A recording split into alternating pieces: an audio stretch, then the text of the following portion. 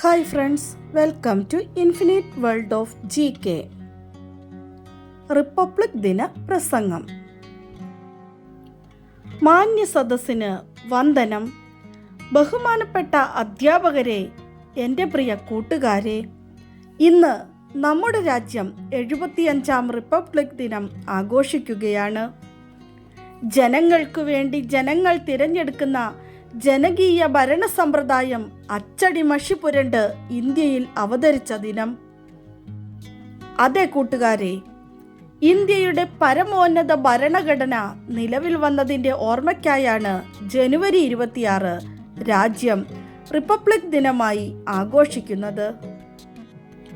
നമ്മൾ ആഘോഷിക്കുന്ന ഓരോ റിപ്പബ്ലിക് ദിനവും രാജ്യത്തിൻ്റെ മതനിരപേക്ഷതയെ കൂടുതൽ ശക്തമാക്കാനും പരിപോഷിപ്പിക്കുവാനും ഉതകുന്ന പ്രതിജ്ഞയും പുനഃസമർപ്പണവും പുതുക്കുന്നതിനു വേണ്ടിയുള്ളതാണെന്ന് മറക്കരുത്.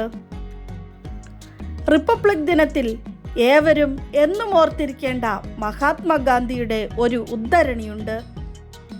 ഒരു ജനാധിപത്യവാദി തികച്ചും നിസ്വാർത്ഥനായിരിക്കണം.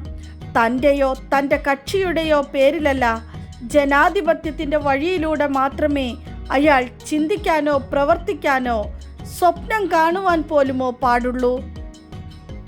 സ്വാർത്ഥതയേറിയ ഈ കാലഘട്ടത്തിൽ ഗാന്ധിജിയുടെ വാക്കുകൾക്ക് വളരെയേറെ പ്രസക്തിയുണ്ട്. നമ്മുടെ രാജ്യത്തിൻ്റെ സമത്വവും സാഹോദര്യവും കളങ്കപ്പെടാതെ കാത്തുസൂക്ഷിക്കേണ്ടത് കുട്ടികളായ നമ്മുടെ ഓരോരുത്തരുടെയും കടമയാണ്.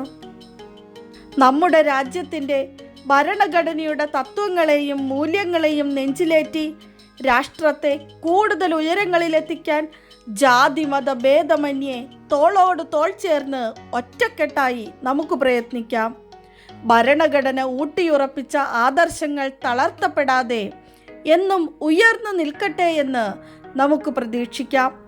നമ്മുടെ ഭരണഘടനാ ശില്പികളെയും സ്വാതന്ത്ര്യ സമര സേനാനികളെയും ഈ അവസരത്തിൽ ഒരു നിമിഷം നമുക്ക് സ്മരിക്കാം.